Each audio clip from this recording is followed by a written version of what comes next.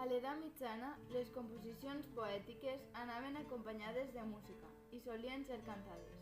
A la península Ibèrica es coneixen dues tradicions, les carxes, escrites en mossàrab, i la trobadoresca, escrita en occità, aquesta anomenada així degut a que va ser creada pels trobadors.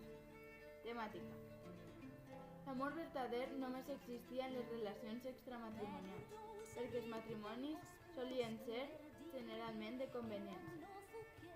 L'amor cortés era una relació amorosa entre el trobador i la dama, aquesta de classe més elevada. L'estimada era anomenada midons i el trobador vassall. Es tracta d'un amor idealitzat, noble i de vassallatge, no carnal. Es poden trobar també aquests subgèneres: sirventès, tracta la crítica social o política; pastorela, relació amorosa entre la pastora i el trobador; alba, els amants reneguen perquè quan acaba la nit i arriba l'alba hauran de trencar el seu amor i s'hauran de separar; plany, elegia fúnebre, balada o dansa. Són composicions creades per a ser ballades. Cançó. És la composició més important, destinada per a ser cantada. En ella, el trobador es dirigeix a la dama per expressar-li el seu amor. Trobadors i joglars. L'estatus de trobador era molt valorat a les corts. El trobador componia la música i els versos amb unes regles de trobar molt exigents. El joglar és d'analitzar quan aquesta poesia arriba a les places i els carrers. L'ofici de joglar no estava en el mateix escalafó que el de trobador. Els poetes catalans dels segles XII al XV es van apuntar al conreu de la lírica trobadoresca, imitant les formes i la temàtica i emprant sempre l'occità.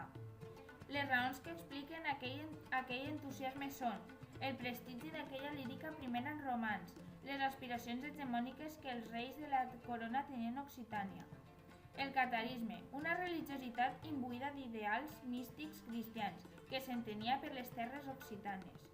Durant els regnats d'Alfons i del seu fill Pere es parla d'una època alfonsina. Conrearen la poesia i es rodejaren de trobadors occitans.